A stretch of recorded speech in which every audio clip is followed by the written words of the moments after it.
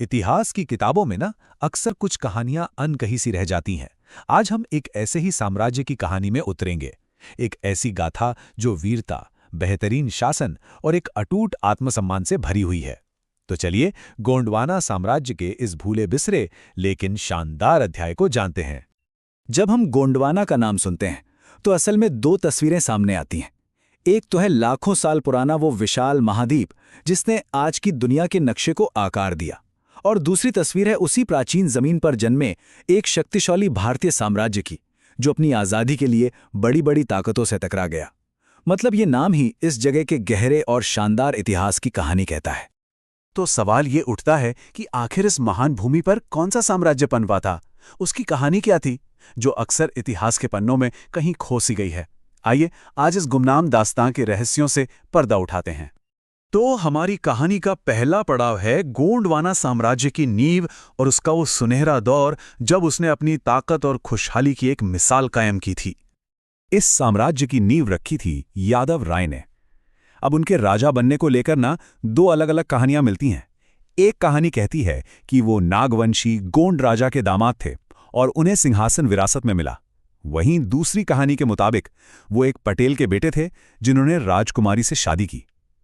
ये अलग अलग कहानियां इस बात का सबूत है कि इस साम्राज्य का इतिहास लिखने से ज्यादा लोगों की जुबान पे जिंदा रहा।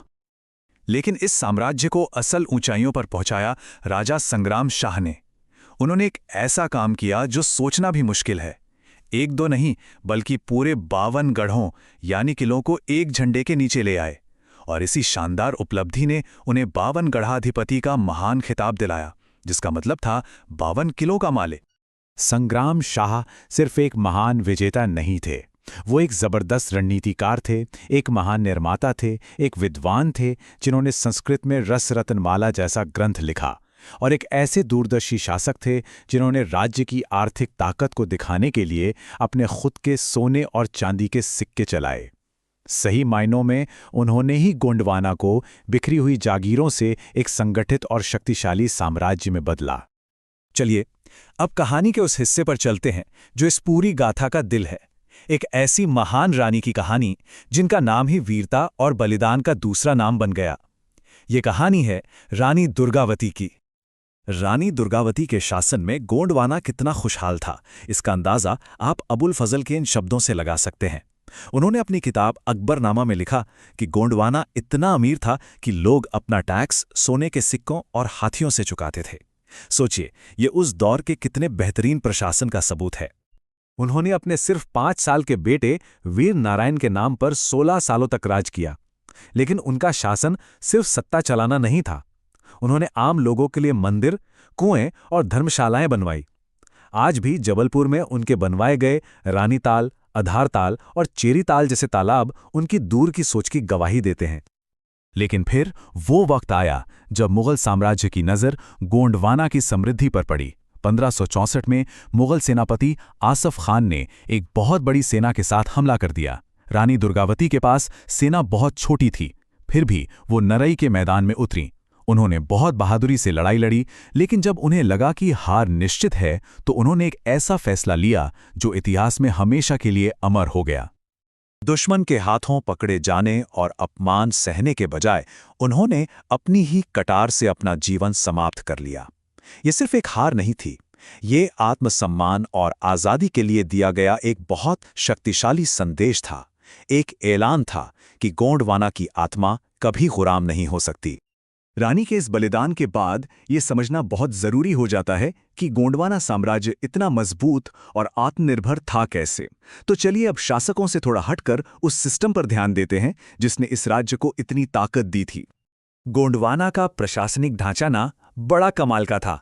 इसे गढ़ 84 सिस्टम कहते थे। अब इसे ऐसे समझिए, पूरे राज्य को गढ़ों में बांटा गया था। हर गढ़ के अंदर होती थी 84 यानी 84 गांवों का एक ग्रुप, और फिर 84 के अंदर होते थे बरहोत जो 12-12 गांव से मिलकर बनते थे। यह सिस्टम सेंट्रल कंट्रोल और लोकल आज़ादी का एक बेहतरीन बैलेंस था। इस साम्राज्य की अर्थव्यवस्था पूरी तरह से आत्मनिर्भर थी। वो बाहर के व्यापार पर निर्भर नहीं थे, बल्कि अपनी जरूरत की फसलें खुद उगाते थे। उन्होंने सिंचाई के लिए तालाब और बांध जैसी एडवांस तकनीकें बनाई, राज्य की दौलत का इस्तेमाल जंग से ज्यादा सड़कें और तालाब बनाने जैसे पब्लिक कामों में होता था। और जानते हैं इसका नतीजा क्या था? गोंडवाना को कभी किसी दूसरे राज्य से कर्ज लेने की जरूरत ही नहीं पड़ी। लेकिन कहानी यहीं खत्म नहीं होती। रानी दुर्गावती के साथ गोंडवाना का शरीर जरूर चला गया, लेकिन उसकी आत्मा, उसके प्रतिरोध की जो भावना थी, वो जिंदा रही। चलिए देखते हैं ये विरासत कैसे आगे बढ़ी। 16वीं सदी में रानी दुर्गावती का बलिदान कोई अंत नहीं था। असल में ये तो प्रतिरोध की एक ऐसी विरासत की शुरुआत थी जो आने वाली पीढ़ियों को हिम्मत देती रही। इस विरासत की सबसे बड़ी मिसाल 1857 के स्वतंत्रता संग्राम में देखने को मिली। गोंडवाना के ही वंशज राजा शंकर शाह और उनके बेटे रघुनाथ शाह ने अपने कविताओं से अंग्रेजों के खिलाफ क्रांति की आग जलाई। लेकिन एक मुखबिर की गद्दारी की वजह से वो पकड़े गए और 18 सितंबर 1857 को अंग्रेजों ने उन्हें एक खौफनाक सजा दी। पिता और पुत्र दोनों को तोप के मुंह से बांधकर उड़ा दिया गया। अंग्रेजों का मकसद था डर पैदा करना, लेकिन हुआ इसका ठीक उल्टा। इस क्रूर शहादत ने लोगों के दिलों में डर नहीं बल्कि विद्रोह की एक ऐसी चिंगारी भड़काई जो जल्द ही एक आग बन गई। ये बलिदान गोंडवाना की कभी ना टूटने वाली हिम्मत का प्रतीक बन गया। और ये हमें एक बहुत जरूरी सवाल पर लाके छोड़ देता है। गोंडवाना जैसी न जाने कितनी और कहानियां इतिहास के पन्नों में दबी हुई हैं जो हमें आत्मसम्मान, आत्मनिर्भरता और आज़ादी का असली मतलब सिखा सकती हैं। शायद इन कहानियों को खोजना और जानना आज पहले से कहीं ज्यादा जरूरी है।